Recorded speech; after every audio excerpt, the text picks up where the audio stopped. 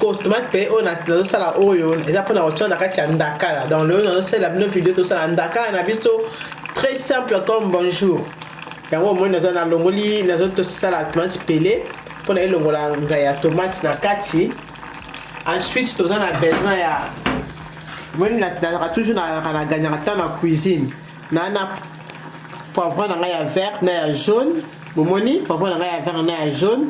Et si na kataki yango na bongisi ko déjà bien na congélateur yango yaki na kata congélateur. Ah to ana matungu na pisa mélanger na ndembi ndango to tia na ndaka na biso. Ah wa to na ndaka na biso si to bongisa ki to skolier ndaka la il faut que tia na mai olongoli mitu o skolier bien o vandisi na mai. Ce qui a pas ça chose à mener comme ma casse ce que ça ma casse sur le bon embarquement au calculi en côté yanga na teka na mai na bongi sont déjà très bien. Prochaine vidéo parce que l'un des ni ya kochanda Dakar na mai yango donc ce que tozo kalinga Dakar na biso ce que tozo kalinga Dakar na biso.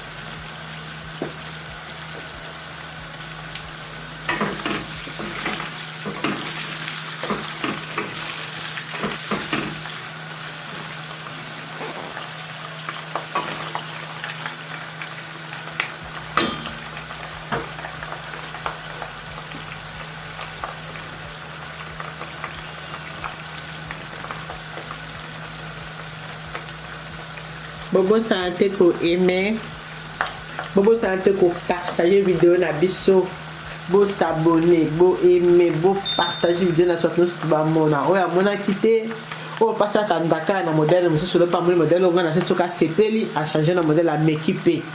Ngape na mekaka. Donc le bo meka.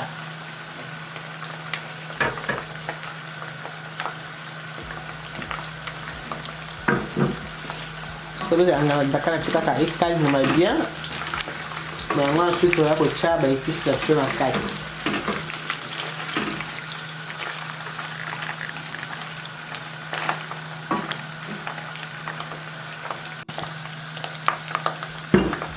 Kalau cuma tunggu nafsu nak katsi, nanti bila kita kata ki.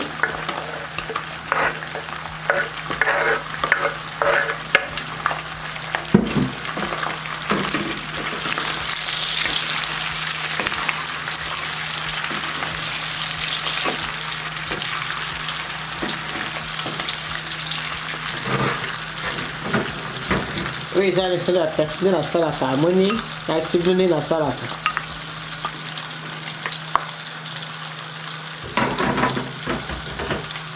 Ah, pas voilà, bisous.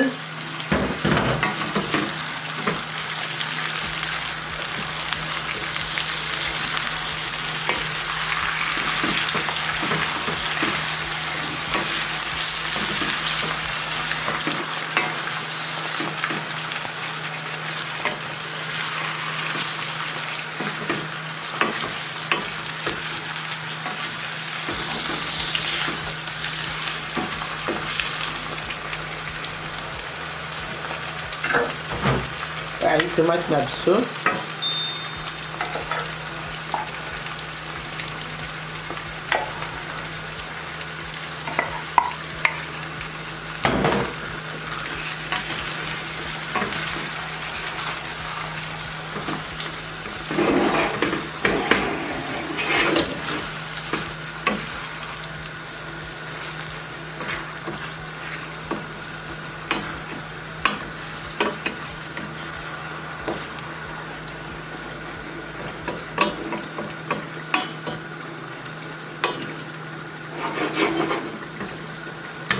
ndaka na biso nasali boye nazozipa yango.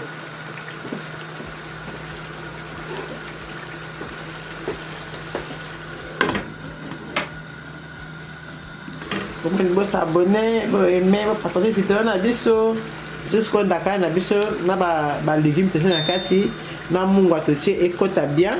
nsima yango tozonga dans 10 minutes mpona kotala ndaka na biso. yango ndaka na biso ebeli bomoni ndaka na biso ebeli sikoyo tozoleka kaka na mesa mpona tolia.